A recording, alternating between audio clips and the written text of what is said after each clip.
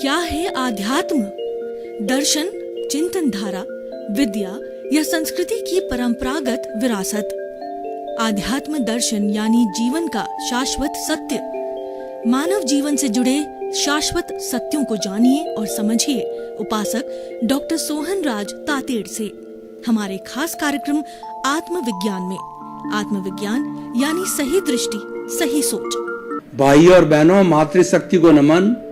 Studio में आपका हार्दिक स्वागत है, अभिनंदन है, सत्कार है। आत्मविज्ञान साइंस ऑफ द सोल कार्यक्रम के अंतर्गत हम आपको सही दृष्टि, सही सोच, राइट विजन, राइट थिंकिंग के तहत जो आपकी नकारात्मक सोच है, जो आपका गलत चिंतन है, जो आपकी मिथ्या दृष्टि है, जो आपका मिथ्या दर्शन है और जो आपकी रॉन्ग बिलीफ है, उसको हम सकारात्मकता में बदलते हैं, राइट बिलीफ में बदलते हैं, आपको सम्यक दर्शन देते हैं, आपको राइट विजन देते हैं और आपको सही पुरुषार्थ करने का रास्ता बताते हैं। ये हम क्यों करते हैं? हम इसीलिए करते हैं कि आप एक अच्छे इंसान बनो। जब एक अच्छा इंसान बनता है तो उससे परिवार अच्छा बनता है, समाज अच्छा बनता है, देश अच्छा बनता है और अल्टीमेटली राष्ट्र और विश्व अच्छा बनता है। तो भाई और बहनों, ये सारा कार्य हम आत्मविज्ञान का सारा कार्यक्रम अलग अलग सपोर्टिंग एपिसोड्स के माध्यम से करते हैं। तो आज का हमारा बहुत ही सुंदर सपोर्टिंग विषय है हृदय परिवर्तन। हृदय परिवर्तन का अर्थ होता है किसी व्यक्ति को समझा बुझाकर स्थायी समाधान देना, व्यक्ति को कन्विंस करके व्यक्ति को उसके जहन के अंदर कोई भी विचारधारा को उतार करके और उसके अंदर परमानेंट परिवर्तन लाना। हृदय परिवर्तन से कोई भी हम परिवर्तन करना चाहते हैं वो स्थायी परिवर्तन होता है। हमारे शरीर के अंदर चिंतन करने के दो स्थान हैं, एक मस्तिष्क है और एक हृदय है। मस्तिष्क के भी दो भाग है, दायां पटल और बायां पटल। जो हमारा दायां पटल है वो आध्यात्मिक पटल है, वो एक भोले बच्चे की तरह है। हम कोई भी उसको अच्छी बात फीड करते हैं तो वह उसके अंदर टिट बिट्स नहीं करता है, उसका रिएक्शन नहीं करता है और भोले बच्चे की तरह उस बात को मान लेता है। लेकिन जो हमारा बायां पटल है वह तर्क करता है और जितनी भी सारी विद्याएं आज चल रही है उन सब का जो है चिंतन हमारे बाएं पटल से होता है। कहने का अर्थ यह है कि हमारा बायां पटल लौकिक पटल है, व्यवहार जगत का है और हम उसका दाएं पटल का अगर सही उपयोग करें तो वह हमारा पारलौकिक जो है पटल बन सकता है। पारलौकिक चिंतन वहीं से होता है, आध्यात्मिक चिंतन वहीं से होता है। तो हमारे कहने का अर्थ यह है कि हृदय वैसे तो दायां और बायां दोनों पटल यानी हमारे मस्तिष्क से जुड़ा हुआ है और मस्तिष्क का संबंध मन से है। मन का मतलब चिंतन करना, भविष्य की हमारी जो है कल्पना करना, वर्तमान का चिंतन करना और भूत की स्मृति करना, ये मन का काम है जिसको हम अंग्रेजी में माइंड कहते हैं और ये सारा ब्रेन से होता है। ब्रेन एक साधन है और उस ब्रेन के अंदर जो हार्डवेयर के रूप में जो ब्रेन करता है, सॉफ्टवेयर मन बनता है जिससे कि हमारा चिंतन होता है, हमारा विचारधारा होती है। तो भाई और बहनों, जो आज हमारा विषय हृदय परिवर्तन का मतलब है कि हृदय एक ऐसा स्थान है जहाँ पर करुणा है, जहाँ पर वात्सल्य है, वहाँ पर दया है, वहाँ सद्भावना है और वहाँ पे अच्छा चिंतन है।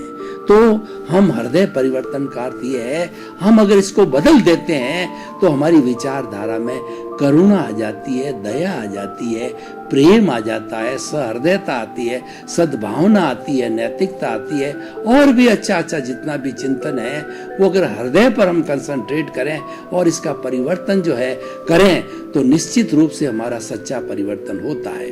हृदय का जो है हमारा संपर्क है अवचेतन मन से होता है। मैं आपको फ्राइड की भाषा में बात करूं, फ्राइड एक बड़े मनोवैज्ञानिक हुए हैं। उन्होंने हमारे मन की तीन अवस्था कही है। एक अवस्था है चेतन मन, कॉन्शियस माइंड, दूसरा अवचेतन मन, सब कॉन्शियस माइंड, और तीसरा अचेतन मन। ये हमें अच्छी तरह से समझना है, तभी हमारा हृदय परिवर्तन का सिद्धांत है या हृदय परिवर्तन का पुरुषार्थ है वो सफल हो सकता है। पहले हम चिंतन करते हैं कॉन्शियस माइंड, अचेतन, हमारा कॉन्शियस माइंड, चेतन मन। ये कॉन्शियस माइंड है हमारा इस ग्रॉस बॉडी पे, इस फिजिकल बॉडी पे कार्य करता है, यानी हमारा जितना भी मन वचन काया का जो कार्य होता है वह सारा हमारा जो है वो चेतन मन से होता है, कॉन्शियस माइंड से होता है। कॉन्शियस माइंड से हम हर तरह का हमारे व्यवहार जगत का चिंतन करते हैं, और इससे जुड़ी हुई जो है हमारी वाणी यहाँ से निकलती है। पहले हम बोलते हैं, फिर हम तोलते हैं। वाणी का संबंध भी मन से है, पहले चिंतन किया जाता है, फिर वाणी निकलती है, और वाणी के साथ साथ में हमारा ये शरीर है, जो सभी तरह के जो दोनों हाथ है, दोनों पांव हैं, ये सारे उसके जो अंग उपांग है, वो सारा जो है वो हमारे काया से, शरीर से जुड़े हुए होते हैं, और सभी मिलकर के ये मन वचन काया की एक्टिविटी करते हैं। पूरे जीवन के अंदर हम जो कुछ भी कार्य करते हैं वो मन वचन काया के द्वारा होते हैं। जैन दर्शन मन वचन काया को योग कहते हैं। योग वह साधन है जिससे प्रवृत्ति की जाती है, और ये प्रवृत्ति मूलक तीनों साधन हैं हमारे।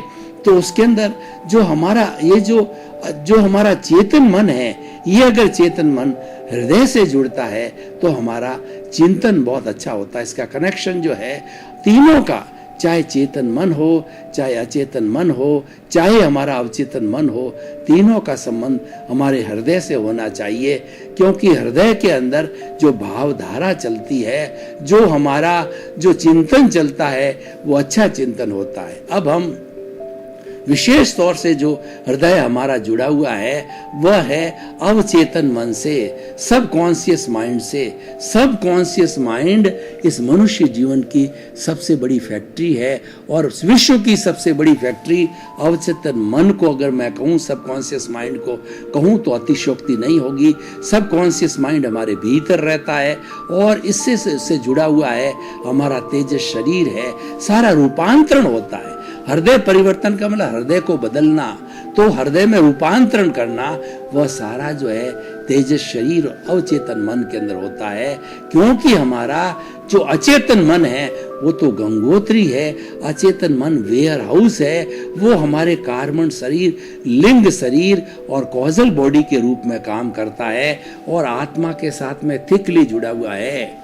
हमारी आत्मा इस पूरे शरीर के अंदर व्याप्त है, शरीर के बाहर आत्मा नहीं है, और आत्मा के एक एक परमाणु पर जो है असंख्य जो है वो कर्म के परमाणु, यानी कॉजल बॉडी के परमाणु इसके ऊपर लगे हुए हैं। तो वो सारी कॉजल बॉडी है, वह हमारी जो है अचेतन मन, जिसको हम दबी हुई हमारी भावनाएं बोलते हैं। हमारे जो जन्म जन्मांतर के इकट्ठे किए हुए जितने भी कर्म हैं, पौद्गलिक कर्म है, वह हमारा जो है अचेतन मन है। इसको हम कषाय कहते हैं, इसको हम राग द्वेष कहते हैं, इसको हम क्रोध मान माया कहते हैं, इसको हम मोह का वट वृक्ष कहते हैं। सबका एक ही अर्थ है कि जो हमारा कार्बन शरीर है वह अचेतन मन है, और यहीं से समय समय पर जब किसी भी जीवित प्राणी का उदय भाव चलता है तो उस उदय भाव के अनुरूप ही जो तरंगें निकलती है, जो वाइब्रेशंस निकलती है, वो वाइब्रेशंस जो है अचेतन मन से निकलती है। देखिए कि हमारी आत्मा और ये हमारा जो अचेतन मन है वो फेविकॉल की तरह जन्म जन्मांतर से जुड़े हुए हैं, और जब कभी भी कर्मों का उदय होता है, प्रारब्ध होता है गीता की भाषा में, तो यहाँ से जो कर्म निकल करके और वो एक जो है वलय बनाते हैं, जिसको हम अध्यवसाय कहते हैं। उस अध्यवसाय तक जो है जैसा भी उदय होता है पुण्य का या पाप का, वो कलरलेस होता है। वो कलरलेस वाइब्रेशन अध्यवसाय को पार करके और हमारे अवचेतन मन, सब कॉन्शियस माइंड तक जाती है, तेजस शरीर तक जाती है। तेजस सब शरीर जो है वो सबसे बड़ी फैक्ट्री है, और वह जो है उन जो है वो कलरलेस जो है हमारे वाइब्रेशंस को कलर्स के अंदर बदलता है। कलर का हमारे जीवन पर बहुत बड़ा असर है। हम कलर से प्रभावित होते हैं, कलर से हम सुधरते भी हैं, कलर से हम बिगड़ते भी हैं। अगर किसी भी व्यक्ति को स्वस्थता का कलर ग्रीन कलर के अंदर उसको कमरे में रखा जाए तो वो स्वस्थ महसूस करता है, और एक रेड कलर का पुता हुआ अगर कमरे के अंदर व्यक्ति को रखा जाए तो उसके अंदर क्रोध की भावना पैदा होती है। ब्लू कलर के अंदर पोता हुआ कमरे में रखा जाए तो व्यक्ति में सहिष्णुता की भावना पैदा होती है। हर कलर का अपना अपना महत्व है। और हमारा हमारा लेशिया का सिद्धांत है, वह सिद्धांत भी कलर से जुड़ा हुआ है। और ये जो मुख्य 6 लेशियाएं होती है जो कि हमारे भावों से जुड़ी हुई होती है, और जो कुछ भी भीतर से जो है हमारे जैसे जैसे भाव उदय में होकर के आ रहे हैं अध्यवसाय के माध्यम से जो है वो हमारे तेजस शरीर से अवचेतन मन से जुड़े हुए होते हैं। तो वहां पर अगर वो पुण्य का विचार है जो भीतर से आया हुआ है, जो कि अचेतन मन से आया हुआ है, और शुभ विचार है तो तेजो पद्म शुक्ल लेशियाओं के 3 कलर मिल जाते हैं। तेजो लेशिया है, ये अरुण रंग की होती है। सूर्योदय जब होता है लालिमा अरुणिमा होती है, उस अरुण कलर की जो है तेजो लेशिया होती है। और तेजो लेशिया हमें शांति देती है और ये ब्राइट होती है। और दूसरी होती है हमारी पद्म लेशिया है, ये चमकते हुए हल्दी के पीले रंग की तरह की होती है, और ये हमें आनंद की अनुभूति देती है। यानी भीतर से जो शुभ कर्म का उदय होता है तो शांति और आनंद की प्राप्ति होती है। और तीसरी अवस्था जो बड़े साधक हैं, साधु हैं, सन्यासी है, जो अच्छी साधना करते हैं, उनको जो है प्योर व्हाइट कलर की चमकती हुई लेशिया होती है, शुक्ल लेशिया कहलाती है। वो शुक्ल लेशिया जो है वो उस कलर फॉर्म के अंदर आ जाती है।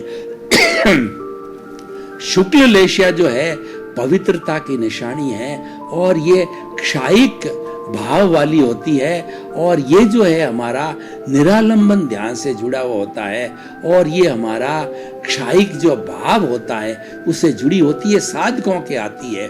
तो इस तरीके से ये हमारे शुभ भाव है। और भीतर से पापोदय का भाव आ रहे हैं, नकारात्मक सोच आ रही है तो हमारी कृष्ण नील कापोत लेशिया यानी ब्लंट, यानी जो हमारा जो है गहरा काला रंग, वो हमारी कृष्ण लेशिया होगी।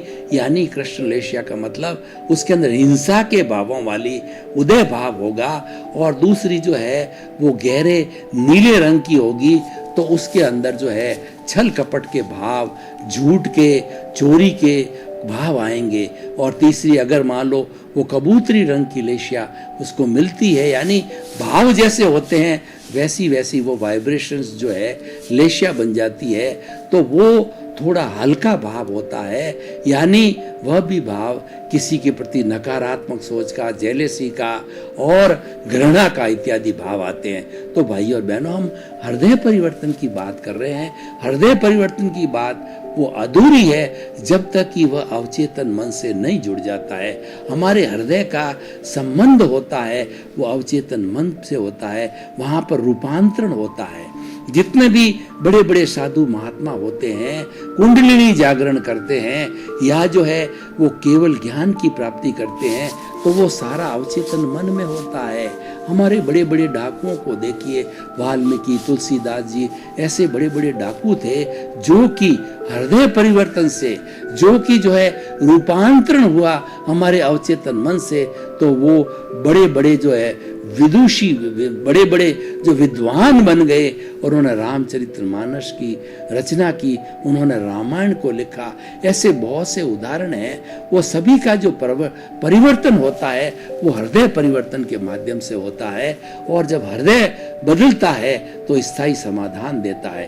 अब हम आपको कुछ इसकी प्रैक्टिकल एप्लीकेशन बताते हैं कि हृदय परिवर्तन से किस प्रकार स्थायी समाधान आता है। देखिए, मैं आपको एक उदाहरण दे रहा हूं। एक कसाई जो है बकरों को मारने के लिए गाड़ी भर करके लेके जा रहा है, उनको मार करके, और वो उसका गोश्त निकालता है, गोश्त बेचता है और अपनी आजीविका कमाता है।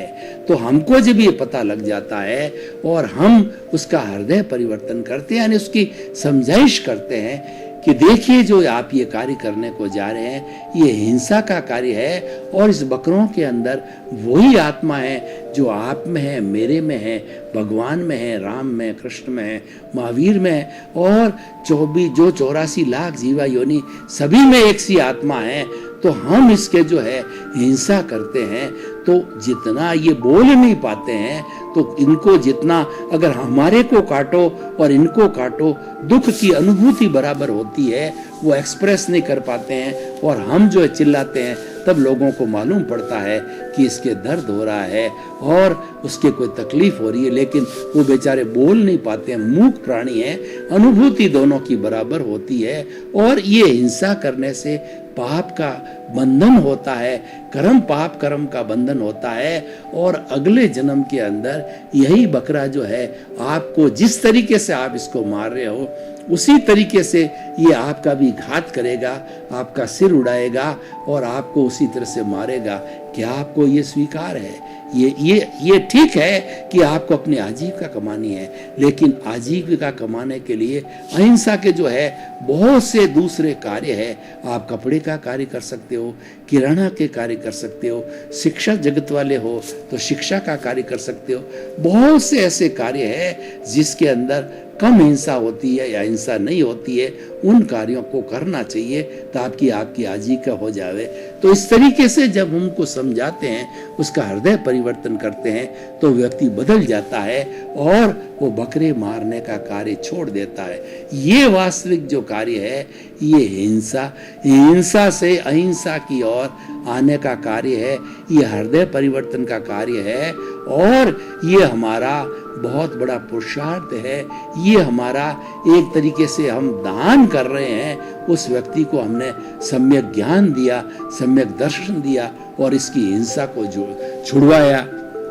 तो ऐसे अपराधियों को भी देखिए कि जो लोग आतंकवादी हैं, जो आतंकवाद करते हैं, हम उन्हें समझाना चाहिए। अगर कोई आतंकवादी हमारे संपर्क में आ जावे तो उसे हमें समझाना चाहिए कि तुम ये कार्य किस लिए कर रहे हो।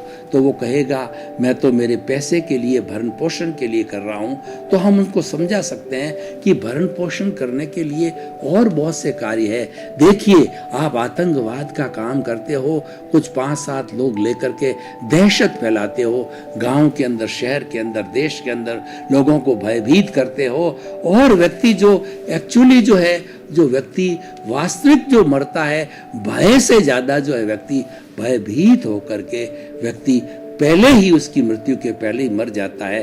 तो ऐसा कुकार्य आप क्यों कर रहे हो उसको, और ये दोष आपको लग रहा है, ये पाप कर्म आपके बंधन हो रहा है, और ये आने वाले समय के अंदर, आने वाले जीवन के अंदर जो है इस पाप कर्म का आपको बदला चुकाना पड़ेगा। और जो आप कष्ट लोगों को दे रहे हो, वो कष्ट जो है वो आपके अगले जन्म के अंदर आने वाला है, क्योंकि आप उसका अर्जन कर रहे हो।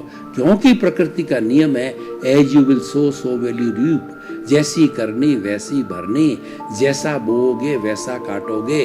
तो तुम ये बुरा कार्य कर रहे हो, इसके बहुत परिणाम बुरे हैं, तो तुम अपना काम बदल सकते हो। तुम्हें तो अपने आजीविका से मतलब है, और भी दूसरी आजीविका जो हुनर तुम्हारे पास में है, उस हुनर को करके और तुम धन कमा सकते हो अपने लिए, परिवार के लिए।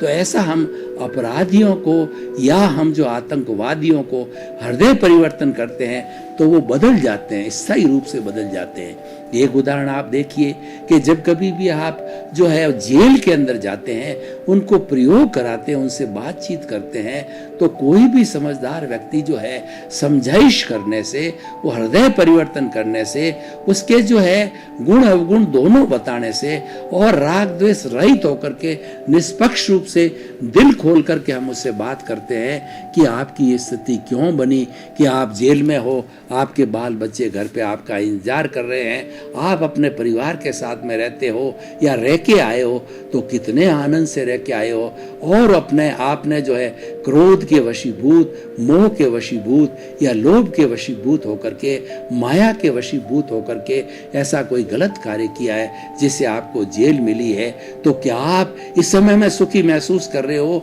या पहले परिवार के बीच में थे, आपके अपने बच्चों के बीच में थे, माता पिता के बीच में थे, आनंद की नींद सोते थे और बड़े आनंद के साथ समाज के अंदर इधर उधर घूमते थे, समाज में आपकी बहुत बड़ी प्रतिष्ठा थी, और आज आपको समाज और आपका परिवार घृणा की दृष्टि से देखते हो, क्या आप चाहते हो, तो वो रोने लग जाता है, उसका दिल खुल जाता है, उसके हृदय में परिवर्तन होता है, क्योंकि हमने जो समझाया वो राग द्वेष रहित होकर के समझाया, उस व्यक्ति को बदलने के लिए समझाया, उसका हृदय परिवर्तन करने के लिए समझाया, हमने उसके गुण दोष बताए, हमने जो है उसको बताया कि ये फायदे का सौदा है या नुकसान का सौदा है, ये किया जाना चाहिए या न किया जाना चाहिए, ये विवेक उसके ऊपर छोड़ा, उसका हमने हृदय परिवर्तन का मतलब उसका विवेक जागृत करना, क्योंकि आखिर वो इंसान है, वो पंचेंद्रिय मनुष्य है,